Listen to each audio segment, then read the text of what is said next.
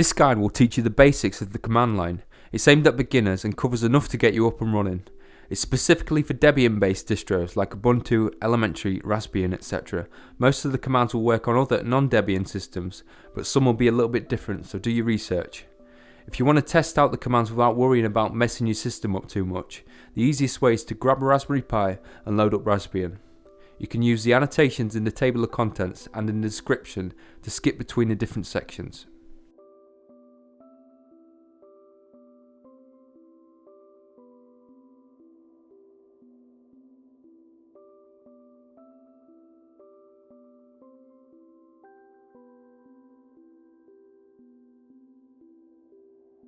Paths tell the terminal where to look for specific files and directories, so it's important to learn about how your system structures its files so they can be found easily. Note that in this video, the words folder and directory are interchangeable. For Linux and other Unix-like systems such as Mac OS X, the base directory which everything else is contained in is called root. It is represented by the first / in a path. In the example shown, the different sections of the path each represent a directory or file. You basically add more to the right side of the text the deeper you want to go into nested directories. If you're having trouble with this, you can easily drag a file or folder into your terminal app to get the correct path. The manual pages contain all important information about the different command line programs on your system. They contain information about the program, the various options, examples of how to use them and more. To access them, simply type man followed by a space, then the app's name. This will be your first port of call if you want to troubleshoot or try some new options. To exit, just press Q on your keyboard. As a security precaution, normal users don't have permission to do some things on your system, since you could accidentally render your computer unusable. That's where the super user comes in. You may see the word sudo typed before other commands, and this basically gives you permission to do admin level tasks on your system. Depending on how your system is set up, you will be asked for the admin password. There is also the root user, but that's a little outside the scope of this video. To know where you currently are in the system, use the pwd command and then press enter. It will show a path to the current directory you're in. Use the cd command to change directories. Type cd, a space, then the path to where you want to go, and then press enter. You can also use the tilde symbol as a shortcut for your home folder to save you time typing. And if you want to change to a level above where you are now, just use 2 periods. You can move files using the mv command. Type in mv, then the path to the file you want to move, and then the path to where you want to move it.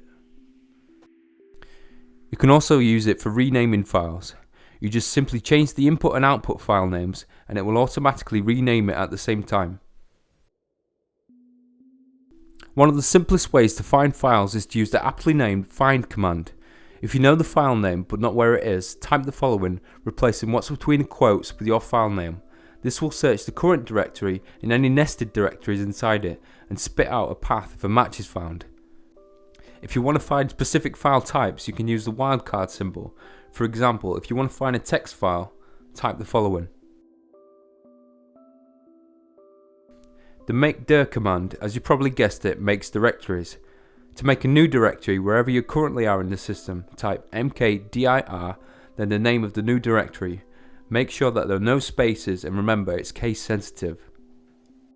You can also create new directories in other places on your system by including the full path before your new directory name, as shown in the example.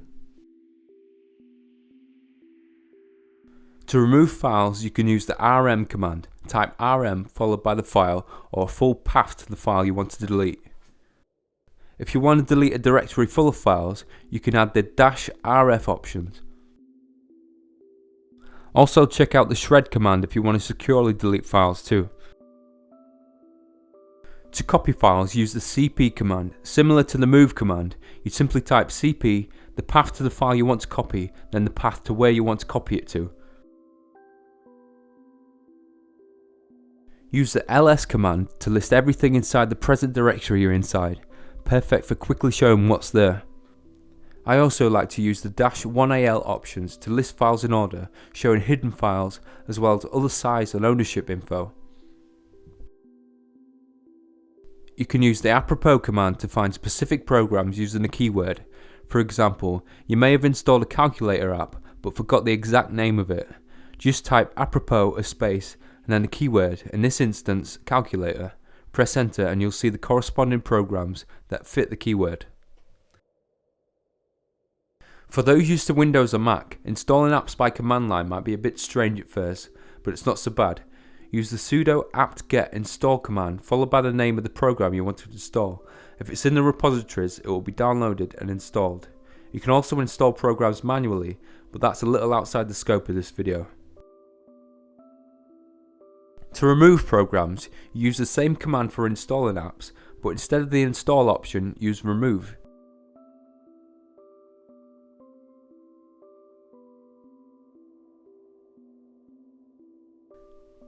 To view all the apps and packages that are currently installed on your system, use the Debian package utility with the -L option. This will list everything you have installed. If you're looking for an app but don't know its specific name, you can use this command. Replace the last word with the keyword of your choice and all the repositories on your system will be searched. It's really helpful when you're looking for new apps to install.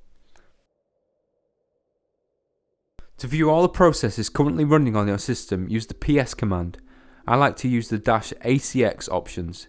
This will tell you information such as the process name and number, which user initiated it and how long it's been running.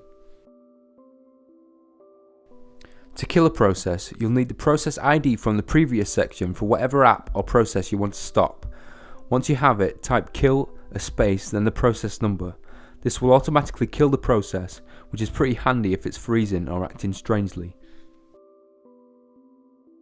If you have a command line program running in the terminal and it's not responding, you can kill it simply by pressing Ctrl and C. If you find the screen is getting cluttered, you can clean it up using the clear command. Alternatively, you can press Ctrl and L. When you've finished your terminal session, it's best to exit properly. Simply type exit and press enter. It might be a little intimidating when you're first starting out, but getting familiar with the command line can really open up so many possibilities. This is just the tip of the iceberg, and there are literally millions of command line apps out there. You can start to run custom scripts, automate things, basically do anything. It's like unlocking a whole other side to your computer. Anyways, I hope you found this useful. Thanks for watching.